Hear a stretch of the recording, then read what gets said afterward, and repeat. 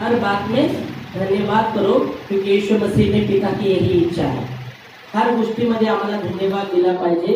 देवाची ती इच्छा आहे यीशुमध्ये. हालेलुया. हर बात में हमें धन्यवाद देना है. हालेलुया. क्योंकि पिता की यही इच्छा है मसीह में. Praise Lord. हालेलुया. मतलब हर बात में धन्यवाद देना मतलब एक आप देख सकते हैं, धन्यवादित बने रहे. धन्यवाद हर बात में. जो एक व्यक्ति हर बात में धन्यवाद देता रहता है उसको कह गया है बहुत धन्यवादित वो व्यक्ति धन्यवादित बना है वो व्यक्ति. तो हमें भी बहुत जरूरी धन्यवादित बने रहे. हालेलुया. और जब हम धन्यवादित बने रहते तो हर बात में हम धन्यवाद देना सीखेंगे, देते रहेंगे. हालेलुया. जब धन्यवादित बने रहेंगे आप तो हम हर बात में प्रभु को धन्यवाद देते रहेंगे. प्रभु जो भी तो करता है सब कुछ, परमेश्वर जो करता है सब कुछ सब मिलकर क्या भलाई को ही उत्पन्न करेगा. जो रोमियो 8:28 कहता है, जो परमेश्वर से प्रेम रखते हैं उसकी इच्छा के अनुसार बुलाए गए हैं उनके लिए सब बातें मिलकर परमेश्वर भलाई को उत्पन्न करेगा. आमीन.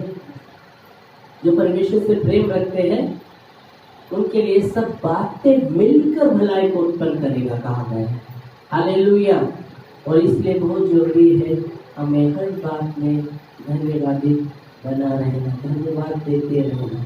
परमेश्वर की पिता में यीशु मसीह में यही इच्छा है. हालेलुया. Praise Lord. और इसलिए कलीसियों में लिखा है जब हम हर बात में धन्यवाद देते रहेंगे ना, प्रभु की शांति हमारे हृदय में राज करते रहेगी. समझ में आ रहा है. हर बात में प्रभु को धन्यवाद देते रहेंगे ना, हम धन्यवादित बने रहेंगे और प्रभु की शांति हमारे हृदय में राज करने वाली है. तो रहेगी नहीं, राज करने के लिए है वो शांति. हालेलुया. ओके, हम देखते हैं कलीसियों 3:15 तीसरा अध्याय 15 वचन.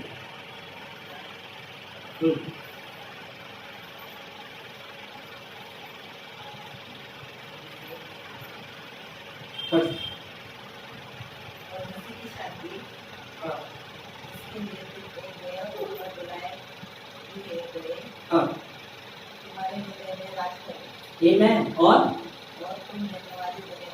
मसीह की शांति जिसके लिए आपको और मुझे एक देह होकर बुलाया गया है हमारे हृदय में क्या करे रहे, नहीं राज करे. और तुम क्या बने रहो, धन्यवादित बने रहो. तब इसलिए बोला हम जब हर बात में धन्यवाद देना सीखते परमेश्वर को, धन्यवादित बने रहते तो प्रभु की शांति हमारे हृदय में राज करेगी. सिर्फ रहेगी ही नहीं, राज करेगी. हालेलुया. क्योंकि वहाँ आप हर बात में धन्यवाद देना सीख रहे, धन्यवाद देते हैं तो प्रभु की शांति आपके हृदय में राज कर रही है. और आप हर बात में कुड़कुड़ाहट अगर करते रहेंगे, कुड़कुड़ाते रहेंगे, है ना, कुड़कुड़ाते रहेंगे, दोष रोष लगाते रहेंगे तो प्रभु की शांति आपके अंदर नहीं रहने वाली. समझ में आ रहा है. पर आप धन्यवाद देते रहते हैं हर बातों में तो प्रभु की शांति आपके हृदय में राज कर देगा. हालेलुया. देखो धन्यवादित बना देने, धन्यवादित बने रहने का ये एक पवित्र आत्मा का उपस्थिति का एक चिन्ह है. पवित्र आत्मा की उपस्थिति का चिन्ह है धन्यवादित बने रहने. आमीन. पवित्र आत्मा की उपस्थिति को दर्शाता है. हालेलुया. तो इसके विरुद्ध में हम क्या देखते हैं, बुड़बुड़ाना, कुड़कुड़ाना. वो किसको दर्शाता है, किसकी उपस्थिति को दर्शाता है, शैतान की उपस्थिति को दर्शाता है. और इसलिए हमें परमेश्वर की उपस्थिति में पवित्र आत्मा का जो चिन्ह है प्रभु की उपस्थिति में धन्यवादित करना है. Hallelujah. Praise Lord. Praise Lord. और इसलिए बहुत जरूरी है. जैसा उदाहरण के लिए आप देखते आयुब के जीवन में बहुत से संकट आए, बहुत सी परेशानी आई, ये चला गया, वो चला गया, पर कभी परमेश्वर के नाम को उसने कोसा नहीं. जो भी उसके जीवन में हो रहा था, एक बात में एक बुरा समाचार, दूसरा बुरा समाचार, तीसरा बुरा समाचार. आयुब के जीवनामध्ये एका दिवशी घटना, वाईट घटना, एक वाईट घटना कानावर येते की दुसरी वाईट घटना, अशा येत राहतात. तर तो कधी देवाला आणि दोष लावला नाही या देवाबद्दल त्याने विरुद्ध बोलला नाही, तर तो म्हणला देवा तू दिल तूच घेतला आहे। Hallelujah, praise Lord. प्रभु तूने दिया, पर उसने वो धन्यवादी बना रहा। फिर बाद में क्या होता है, उसकी पत्नी कुड़कुड़ाने लगती, अरे अभी तो क्यों, क्योंकि उसके पूरे शरीर पर क्या आता है, बीमारी आती, बड़े बड़े फोड़, और उस बीमारी में वो पड़ा है। वो उसकी पत्नी, उसका सब कुछ वो भी देख रहे हैं, उसको वो सब कुछ चला गया है, इतना परेशानी में, इतना बीमारी में है, इतना बड़े बड़े फोड़ उसके शरीर पर है, तो वो क्या कहती है, अभी तो मर जा, जन्मदिन को श्राप दे और मर जा। तो उस पर भी वो क्या कहता है, इतना तकलीफ में होकर उसने कहा नहीं, प्रभु तू किधर है, क्यों मुझे सहायता नहीं कर रहा है, क्या नहीं तू। तो क्या बोला, पिता परमेश्वर से सिर्फ सुख ही लेना था, दुख रोको के, परमेश्वर से सिर्फ सुख ही लेने का, दुख नहीं क्या। तो क्या जब एक व्यक्ति धन्यवादी बना रहता है, हर परिस्थिति का वो सामना कर सकता है, बहुत ही बड़ी बात है, हर परिस्थिति से पार हो सकता है जो व्यक्ति धन्यवादी बना रहता है। और जो व्यक्ति धन्यवादी बना नहीं रहता, वो परिस्थिति पार नहीं हो सकता, सामना नहीं कर पाएगा। और इसलिए बहुत ही जरूरी है हमें धन्यवाद दिखाना है। आमीन, हालेलुया। फिर उसके दोस्त आते हैं, उसके दोस्त जब आते हैं क्या करने लगते हैं उसके दोस्त, वो देखते हैं, उसको लगता है ये तो अभी मुझे कुछ हिम्मत देगी, ये परिस्थिति में ऐसा है क्योंकि पूरा टूटा है, हिम्मत देगी, दोस्त आए हैं ना, दोस्त है उसके दोस्त साथीदार, उसको लगता है कुछ तो आशा की हिम्मत देंगे, कुछ मुझे मदद करेंगे या हिम्मत देंगे, पर वो जब आते हैं वो भी कुछ बोलने नहीं लगते, उसकी परिस्थिति देखकर वो एक शब्द निकालने नहीं लगते। और क्या होता है, जब वो दोस्त कुछ नहीं बात करने, क्योंकि वैसा परिस्थिति उसका हालत देखकर वो कुछ बात नहीं कर पा रहे, ऐसी परिस्थिति उसके जीवन में, इतना हालत खराब है। तो क्या होता है, जब बाहर जाते वो लेटा है, उसके दोस्त का आवाज कान पर आ रहा है, उसके दोस्त बोलते इसने बड़ा कुछ तो गुनाह किया है, बड़ा पाप किया है, इसलिए ये बीमारी उसको लगी है। दोस्त कुछ तो बड़ा किया है इसने, इसलिए बड़ा अधर्म किया, इसलिए उसको तकलीफ शुरू हो गया है, ये बीमारी आ गई, उसके कान पर बात आ गई। और बाइबल कहती है बाद में वो अपने मित्रों के लिए प्रार्थना करता है, और बाइबल कहती है उसका जो चला गया था सब वो चंगा हुआ, उसका जो भी चला गया था दुगना परमेश्वर ने दिया। क्यों दिया, कि वो धन्यवादी बना है, हर बात में धन्यवादी बना है।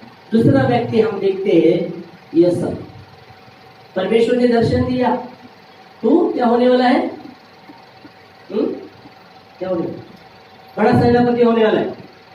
तो वो पहले उसके भाई लोग उस पर जलन करते थे, क्योंकि पिता ज्यादा उसका प्रेम करता था, तो भाई लोग जलन करते थे।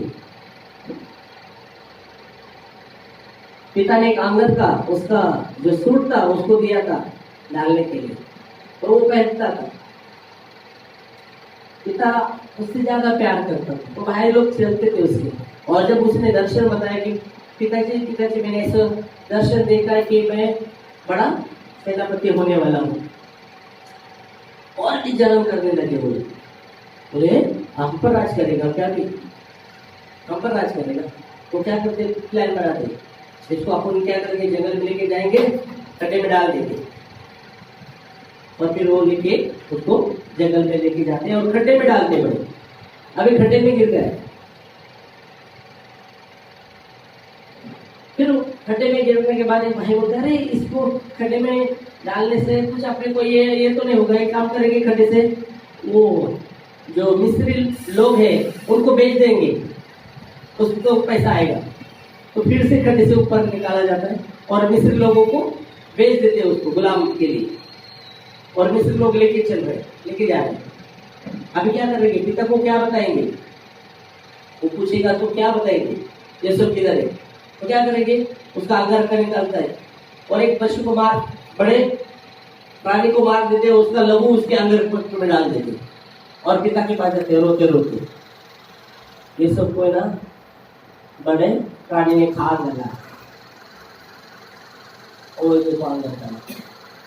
फिर बाद में वो वचन कहता है आगे जाके वो गुलाम गुलाम बना जाता है, मिस्र में बेचा दे जाता है, गुलाम कर रहा है। अभी उसने उस समय देखो जब प्रभु तुम तो दर्शन दिया, मैं प्रधानमंत्री क्या सेनापति, बड़ा सेनापति बनूंगा और ये क्या आएगा, मैं तो गुलाम हूँ। पर वो दर्शन को थामा रहा, प्रभु तूने बोला, वो धन्यवादी बना रहा। फिर बाद में उधर से क्या होता है, गुलाम में से फिर राजा के महल में, राजा के महल में काम करने के लिए ये सब अच्छा हट्टा खट्टा का जवान था, तो राजा उसका मन उस पर आता है, राजा उधर से वो निकाल कर अपने महल पर काम को रखता है। फिर राजा के घर से आप देख सकते, राजा के घर से फिर कैद में, जब कैद में डाला जा रहा है, अभी वो प्रभु ये क्या हो रहा है, मेरे साथ क्या हो रहा है, तू तो मुझे सेनापति बनाने वाला था, अभी मैं तो कैद में हूँ, एक कैदी। और फिर भी वो धन्यवादी बना है, फिर ऐसा एक खौफ राजा को दर्शन मिलता है, उसका अर्थ तो कोई बता नहीं पा, सब राज्य में से सब लोगों को बुलाया जाता है, कोई उसका अर्थ नहीं बता रहा है, वो दर्शन का उसका मतलब नहीं बता रहा। फिर बाद में उसको बुलाया जाता है और उसका जो भी अर्थ है ये सब बताता है कि ऐसा ऐसा समय होगा, आकाल गिरने वाला है, जो गाय का वर्णन किया है वहाँ, तो गाय उसको दिखाई दी राजा को, और जो उसका अर्थ और उसका दूध आटते हुए देखा। फिर बाद में उसका अर्थ जब बताया इतना साल का, तो फिर उसने कहा आकाल आने वाला है, तो वापिस से अनाज जमा कर, और फिर राजा उसको उसके लिए चुन लेता है, तो ये वो दे, तो वो गाँव से सब वो उस नगर से अनाज जमा करता है, इकट्ठा करता है, बहुत सा अनाज जमा होता है, कितने साल तक वो अनाज जमा करते और बाद में कुछ आकाल गिर जाता है। अभी किधर ही अनाज नहीं, अभी नीचे जो गांव था, उसके पिता का जो गांव था वहां पे अनाज नहीं, तो वो उसके भाई को फिर खबर मिलता कि वो देश में आना चाहिए, और फिर वो वहां आते हैं। हालेलुया। फिर जब वो भाई लोग जब आते हैं, वो पहचानता, अभी बड़ा हुआ है पर वो भाई लोग पहचानते नहीं ये कौन है, तो सेनापति बनाते हैं। Hallelujah, praise Lord. फिर भी वो धन्यवादी बना है, इसलिए उस स्थान पर पहुंचे, इसलिए मसीह की शांति उसके अंदर राज कर रही है, और इसलिए वो स्थान पर वो पहुंचे। हालेलुया। और हमें भी बहुत जरूरी है धन्यवादी बनना, तब मसीह की शांति हमारे जीवन में, हमारे हृदय में राज करेगी, और हम प्रभु की उपस्थिति, पवित्र आत्मा का उपस्थिति का चिन्ह ही है धन्यवादी करेंगे।